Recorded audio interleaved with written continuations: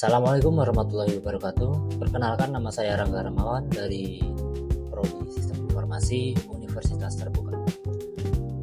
Nah, pada kesempatan kali ini saya akan menjelaskan terkait soal-soal pada tugas 1 mata kuliah struktur data. Untuk soal-soalnya seperti ini nanti akan saya tampilkan. Nah, baik, sekarang kita akan langsung ke pembahasan.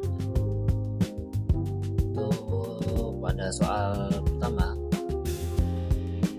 diperintahkan untuk mendeklarasikan variabel tipe integer dengan nama variabel struktur baris, dan ini saya masukkan tipe datanya int atau integer dengan nama variabel struktur baris, dan saya masukkan nilainya. Ini saya masukkan angka 5. Nanti untuk hasilnya saya akan tampilkan di akhir video, dan saya cetak seperti ini. Nah, kemudian pada soal kedua ini disuruh mendeklarasikan variabel tipe string dengan nama variabel kata baru. Ini saya masukkan tipe data string dengan nama kata baru, dan saya masukkan kalimatnya atau nilainya. Nah, perbedaannya di sini, kalau tipe data string ini digunakan untuk membuat memasukkan kalimat atau kata ya. Nah, sedangkan int atau integer ini digunakan untuk membuat memasukkan bilangan bulat. int ini untuk bilangan bulat ya, bukan bilangan desimal. Soalnya kalau desimal nanti ada tipe data lain, yaitu tipe data double. Nah, int ini untuk bilangan bulat. Nah, untuk tipe data string ini juga jangan lupa untuk menggunakan tanda petik seperti ini.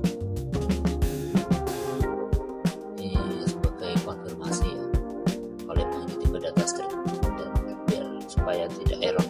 Kemudian saya cetak seperti ini. Nah, untuk soal ketiga ini disuruh mendeklarasikan array satu dimensi berdata integer dengan nama variabel 4 angka, dan ini saya masukkan tipe datanya. Nah, ini kalau untuk membuat array ini harus menggunakan ini kurung siku ini sebagai tanda kalau kita akan membuat array dengan tipe integer, dan masukkan namanya 4 angka dan masukkan nilainya seperti ini. Jangan lupa kita masukkan juga awal dan sebagainya. Nah, dan saya cetak. Untuk cetak array satu dimensi ini kita harus menggunakan array titik to string dan pembuka nama variabel. Nah, soal keempat ini sama ya, tapi sekarang mendeklarasikan array 2 dimensi dan tipenya string dengan nama angka. Nah, di sini saya masukkan tipe data string. Nah, ini saya menggunakan kurung siku 2 ya, soalnya emang kalau membuat 2 dimensi, array 2 dimensi itu harus menggunakan 2 ya, 2 kurung siku. Beda dengan array 1 dimensi yang hanya perlu 1 siku. Dan ini namanya saya masukkan, dan kemudian saya masukkan nilainya. Ini hasilnya adalah array 2 dimensi. Nah, kemudian saya cetak. Nah, untuk array 2 dimensi ini kita menggunakan ini array titik deep to string, berbeda dengan 1 dimensi tadi yang seperti ini. Yang kedua nih kita tambahkan deep, kemudian masukkan nama variabelnya. Nah, kemudian terakhir soal kelima untuk mendeklarasikan linked list dengan nama list angka.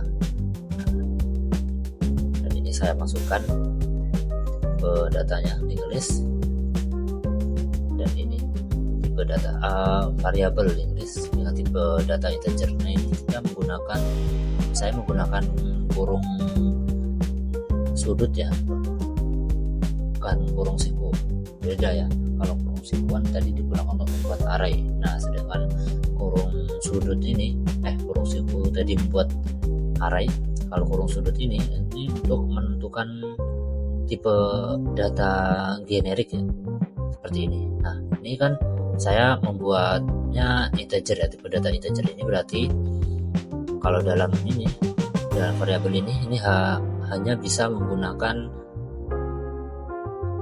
tipe angka bilangan bulat ya, tidak bisa yang tipe string atau menggunakan kalimat, kata ataupun mungkin desimal, tidak bisa, karena ini hanya khusus.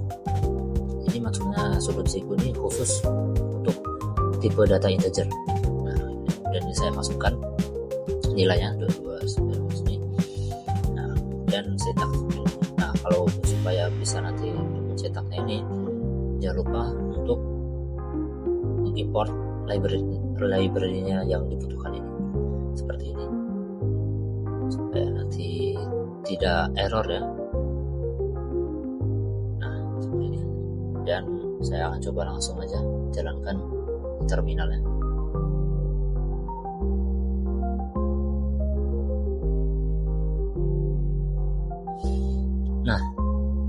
Nah, seperti ini ya teman-teman hasilnya. Pada jawaban nomor soal 1 tadi ini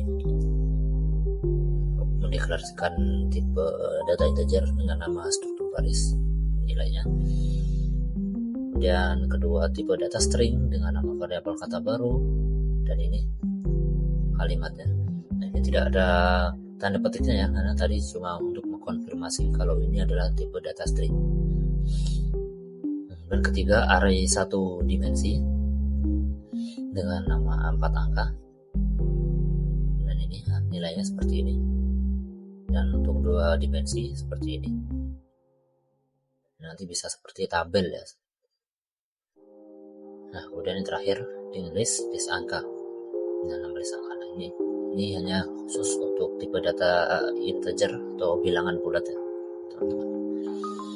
Baik, sekian dari penjelasan saya. Mohon maaf bila ada kesalahan atau kebingungan dalam penjelasan saya, dan jika ada kesalahan bisa tulis di kolom komentar supaya nanti saya bisa perbaiki kesalahan dan belajar menjadi lebih baik lagi.